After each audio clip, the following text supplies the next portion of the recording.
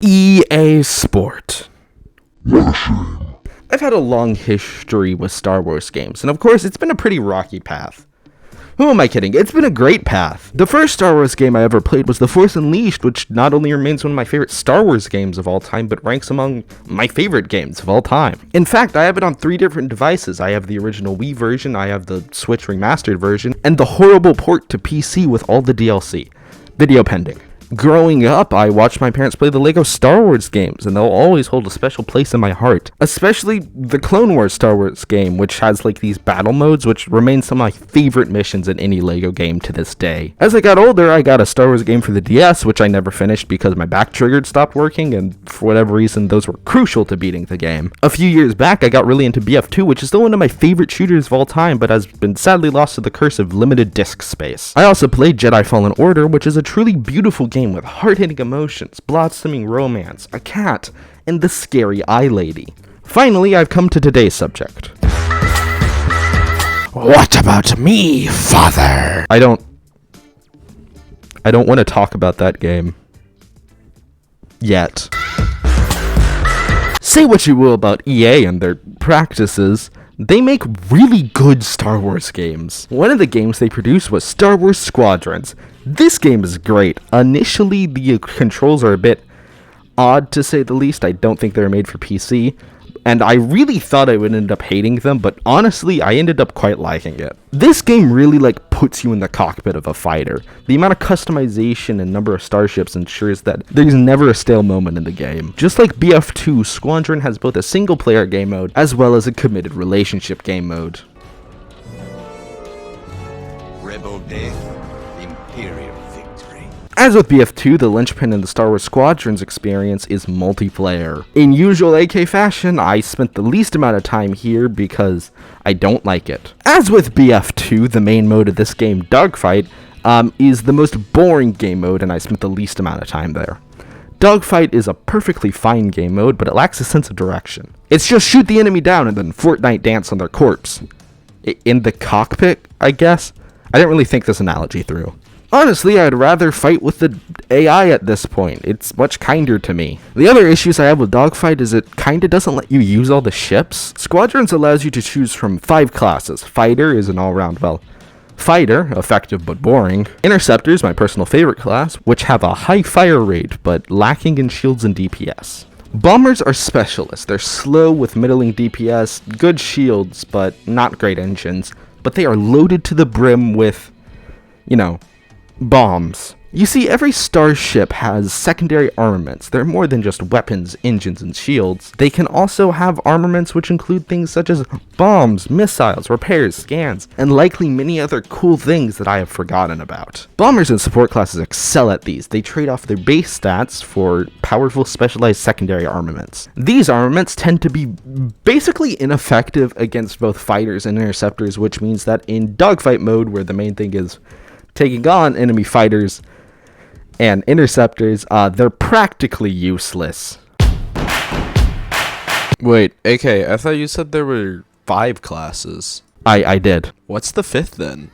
I have absolutely no idea. In terms of Rebellion, there's the B-Wing, and for the Empire, there's the TIE Defender. These are categorized as bomber and fighter respectively, but they play so drastically different from the other standard fighters that I feel like they're kind of their own thing. I also don't like either of them, so I couldn't even really tell you what's so special about them. I just know that they aren't the same. Fleet Battle is my favorite mode Star Wars Squadrons has to offer. It is essentially a tug of war with 3 stages. The first stage is the before-mentioned dogfight, this time with a tangible goal. Once your team reaches a set amount of kills, you are tasked with engaging 2 cruisers while still fighting off the enemy fighters. During this stage, the opposing team can finish their goal and also advance to the second stage, quickly putting the leading team on the defensive. Once both cruisers are destroyed, the third and final stage begins. This brings down a flagship into the battle where you must penetrate its shield and shoot specific vital organs in order to bring the big flagship down. I love this mode because it has an actual tangible goal beyond, just go shoot the enemy. 2, it makes it not only worthwhile but advantageous to use support and bomber class ships. In this mode, even hopping in a bomber for a single round can drastically change the tide of battle. Fighters still dominate, and their all-around solidness means that they can seamlessly transfer between dogfighting and flagship assault, and interceptors, being the main foil to fighters, are chosen second most because of their defensive ability to ward off fighters, as well as their offensive ability to keep fighters busy while the rest of the team actually assaults the ship. Despite all of this, it remains the only multiplayer mode where bombers and supply ships can actually turn the tide of battle and are quite useful to use. As with all things, I'm drawn towards the single player campaign, and let me tell you, this campaign is really weird. Not mechanically, it's really just the plot, character, and dialogue, which are just kind of strange. I've prepped our usual Sigma 9 loadout. No. Only standard ties today. Flying old school, sir. This might be a real challenge after all. You're right, sir.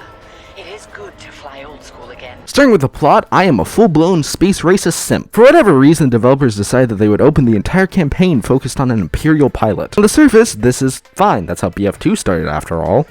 And quickly we find ourselves with a turncoat. Alright, I see where this is going. I liked BF2, let's see where this goes. The turncoat is not the player character, but instead this random captain who escapes through a clearly not collapsed tunnel.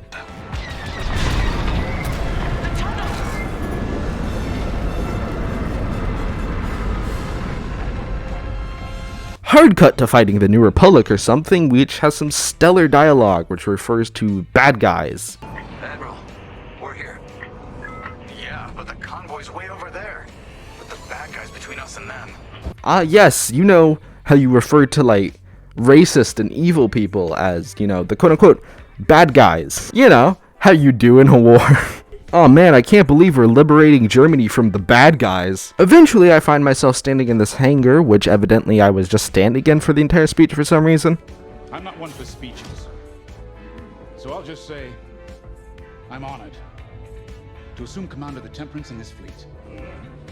Vanguard Squadron's reputation for bravery and integrity is unrivaled, which is why, effective immediately, we have been reassigned to an initiative codenamed Project Starhawk.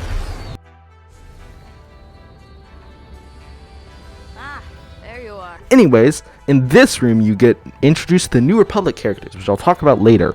I only mentioned this to point out that this guy is clearly faking tasks. Oh, the one who saved your skin at Foster Haven. Ardo Baradai, Fleet Intelligence, a pleasure. I heard they reward. Hard cut back to the Imperial version of events where your old wingman, wingwoman, wing thing, I don't know, has become an admiral in the Imperial remnants and will eventually become part of the First Order, I assume. Good to know there's going to be redemption for the imps in this story. They kill civilians, by the way. There's no redemption for them, but it's so funny. Anyways, the real plot of this game deals mostly with the creation and launch of the Starhawk, a big starship made by the New Republic. Maybe it's a dreadnought? I don't know what the classification is. Also, I think this is what the plot is, but I played this game several months ago and don't have the time to watch like 10 hours of my recording, and on the wiki page it lists the events of the plot being TBA. Great help, thanks wiki. When I said this game flew under the radar, which by the way I didn't say, I mean it really flew under the radar.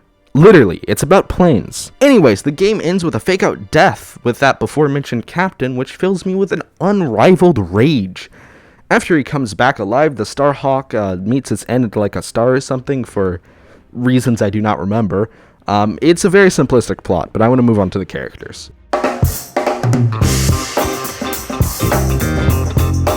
As you may have noticed, I don't remember the plot of this game very well, but I do remember its characters.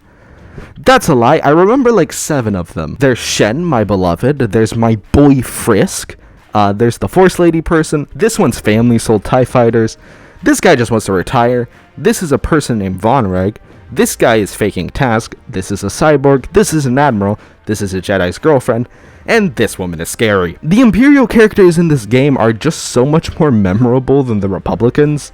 The Republicans have my boy Frisk, who is based, and I love him, but beyond him, I don't really care about anyone else here. There's the 2 women, which are so forgettable I straight up forgot that the TIE Fighter family person even existed.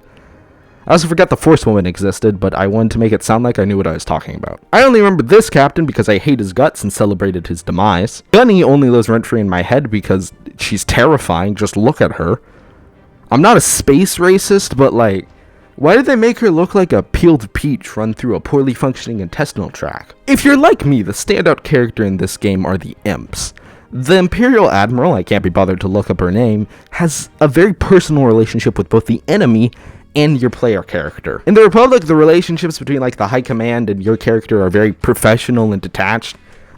Despite supposedly being the good guys and all about, like love and peace and other hippie things. It's really the imps who, with the most personal stakes in relationships. Von Reg and the Captain are not very memorable, but where they fail to be memorable, Shane picks that up like Atlas lifting the world. I bet you weren't expecting a Greek mythology reference today. Shen is amazing. He's not really a cyborg so much as he's a disabled veteran who stuck a hook on his arm and said, "I didn't hear no bell." He's awesome. I love him. He's just a really cool and personal character. Because usually these extremely tough bad guys are either just jerks or like comically scared of mice or something. Shen is genuinely he's not really a nice guy. Again, he is a war criminal. But he is relatively nice to the player character. As a result, this ends up in me actually liking the imps more than the Republicans. They have better relationships, they're more memorable, and honestly just more likable characters. The only boss battle in the game is between the Imperial player pilot,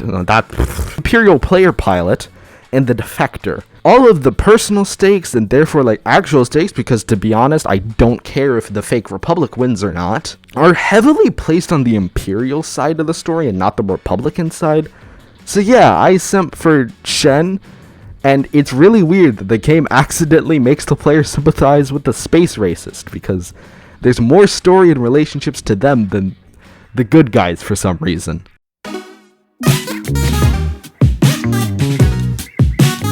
In conclusion, this game is quite fun. It's just an all-around excellent Star Wars game that really puts you in the cockpit of a fighter. It's great fun, functionally designed, and pretty fun campaign. Sure, the campaign accidentally makes me sympathize with space racists, but that's okay because Shen is bae.